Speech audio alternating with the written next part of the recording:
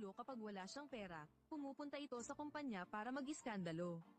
Walang sabi-sabing umuupo ito sa sahig, nagwawala at naglulupasay nakita ito ng mga katrabaho niya at pinagtsismisan siya. Kaya para kumita ng pera para sa kanyang ina. Nagsimula na naman siyang mag-overtime araw at gabi pero hindi man lang naunawaan ng ina ang kanyang paghihirap. Kahit hating gabi na, tumatawag pa rin ito para humingi ng pera sa huli, dahil sa sobrang pagod, inatake sa puso ang babae. Namatay siya noon din. Siguro, naawa sa kanya ang langit nang muli siyang magmulat ng mata.